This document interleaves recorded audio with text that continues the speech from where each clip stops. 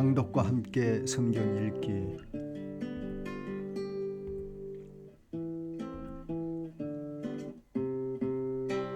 로마서 제11장 1월 5일 화요일입니다. 바울은 첫 번째 이스라엘의 남은 자, 두 번째는 이방 사람의 구원에 대해서 묻고 답하는 형식으로 하나님의 비밀을 소개하네요. 참 올리브나무의 접붙임, 비유 말씀으로 우리를 깨닫게 합니다. 첫 번째에서 이스라엘 백성은 찾던 것을 얻지 못하였지만 택하심을 받은 사람들은 그것을 얻었고, 두 번째에서는 이스라엘의 허물, 실패가 여러분을 부유케 하였으므로 그들에게 질투심을 일으켜 구원으로 나아가게 함을 바울은 말합니다. 9장에서 하나님의 주권을 토기장이에 비유하여 오 사람아 그대가 무엇이길래 감히 말 대답을, 그 논리에 저는 무릎을 꿇었지요. 그리고 11장에서는 이스라엘을 위해 기도합니다. 또다시 하나님의 주엄하심과 인자하심을 깊이 생각합니다. 이제 1절로 들어갑니다. 제11장. 그러면 내가 묻습니다. 하나님께서 자기 백성을 버리신 것은 아닙니까? 그럴 수 없습니다. 나도 이스라엘 사람이요 아브라함의 후손이요 베냐민 지파에 속한 사람입니다. 하나님께서는 미리 아신 자기 백성을 버리지 않으셨습니다. 여러분은 성경이 엘리야를 두고 하신 말씀을 알지 못합니까? 그가 이스라엘을 고발하여 하나님께 이렇게 호소하였습니다. 주님, 그들은 주님의 예언자들을 죽이고 주님의 제단들을 헐어버렸습니다. 남은 것은 나 혼자밖에 없는데 그들은 내 목숨마저 찾고 있습니다. 그런데 하나님께서는 그에게 어떻게 대답하셨습니까? 내가 바알에게 무릎을 꿇지 않은 사람 7,000명을 내 앞에 남겨두었다 하셨습니다. 이와 같이 지금 이 시기에도 은혜로 택하심을 입은 사람들이 남아 있습니다. 은혜로 된 것이면 행위에 근거한 것이 아닙니다. 그렇지 않으면 그 은혜는 이미 은혜가 아닙니다. 그러면 무슨 결과가 생겼습니까? 이스라엘 백성은 찾던 것을 얻지 못하였지만 택하심을 받은 사람들은 그것을 얻었습니다. 그리고 그 나머지 사람들은 완고해졌습니다. 성경에 이렇게 기록한 바와 같습니다. 하나님께서 그들에게는 혼미한 영을 주셨으니 오늘까지 그들은 눈이 있어도 보지 못하고 귀가 있어도 듣지 못한다. 다윗도 다음과 같이 말하였습니다. 그들의 밥상이 그들에게 올무가 되고 덫이 되게 하여 주십시오. 그들이 걸려 넘어지고 보복을 받게 하여 주십시오. 그들의 눈이 어두워져서 보지 못하게 되도록 하여 주십시오. 그들의 등이 언제나 굽어 있게 하여 주십시오. 그러면 내가 묻습니다. 이스라엘이 걸려 넘어져서 완전히 쓰러져서 망하게끔 되었습니까? 그럴 수 없습니다. 그들의 허물 때문에 구원이 이방 사람에게 이르렀는데 이것은 이스라엘에게 질투하는 마음이 일어나게 하려는 것입니다. 이스라엘의 허물이 세상의 부요함이 되고 이스라엘의 실패가 이방 사람의 부요함이 되었다면 이스라엘 전체가 바로 설 때는 그 복이 얼마나 더 엄청나겠습니까? 이제 나는 이방 사람인 여러분에게 말합니다. 내가 이방 사람에게 보내심을 받은 사도이니만큼 나는 내 직분을 영광스럽게 생각합니다. 나는 아무쪼록 내 동족에게 질투심을 일으켜서 그 가운데 몇 사람만이라도 구원하고 싶습니다.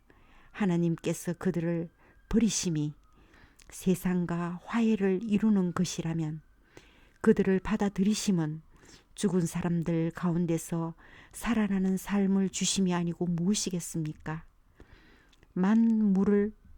만물로 바치는 빵 반죽 덩이가 거룩하면 남은 온덩이도 그러하고 뿌리가 거룩하면 가지도 그러합니다.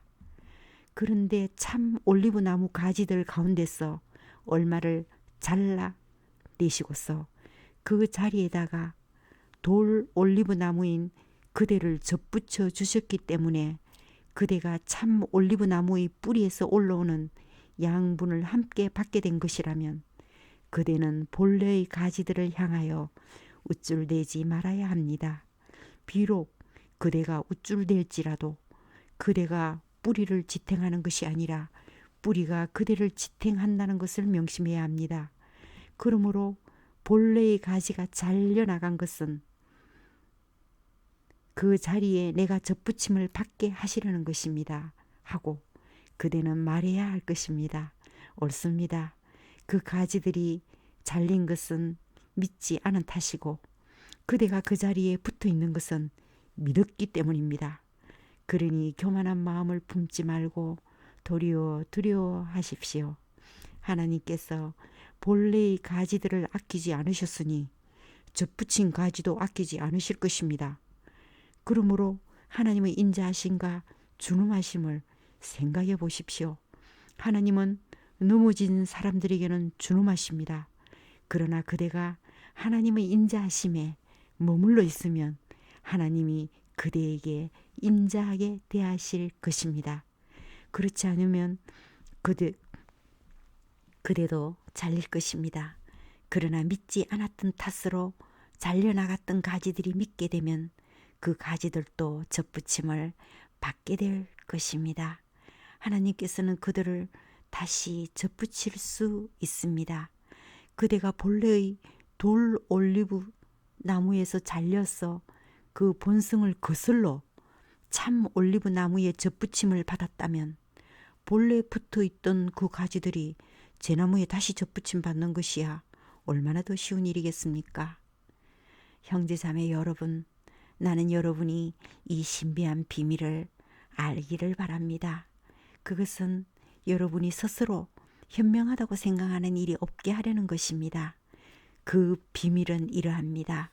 이방 사람의 수가 다 찰 때까지 이스라엘 사람들 가운데서 일부가 완고해진 대로 있으리라는 것과 온 이스라엘이 구원을 받게 되리라는 것입니다. 그것은 성경에 이렇게 기록되어 있는 바와 같습니다. 구원하시는 분이 시온에서 오실 것이니 야곱에게서 경건하지 못함을 제거하실 것이다. 이것은 그들과 나 사이의 언약이니 내가 그들의 죄를 없앨 때에 이루어질 것이다.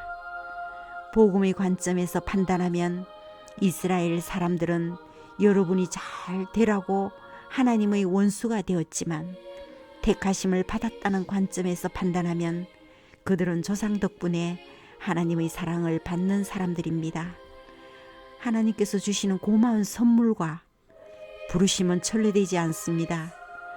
전에 하나님께 순종하지 않던 여러분이 이제 이스라엘 사람의 불순종 때문에 하나님의 자비를 입게 되었습니다.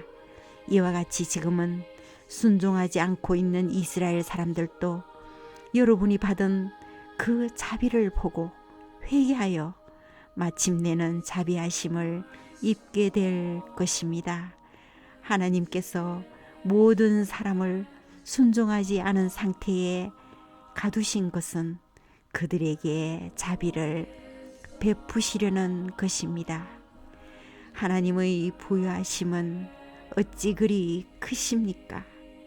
하나님의 지혜와 지식은 어찌 그리 깊고 깊으십니까? 그 어느 누가 하나님의 판단을 헤아리 알 수 있으며 그 어느 누가 하나님의 길을 더듬어 찾아낼 수 있겠습니까? 누가 하나님의 마음을 알았으며 누가 하나님의 좋은 자가 되었습니까? 누가 먼저 드렸기에 주님의 답례를 바라겠습니까? 만물이 그에게서 나고 그로 말미암아 있고 그를 위하여 있습니다. 그에게 영광의 세세에 있기를 빕니다. 아멘.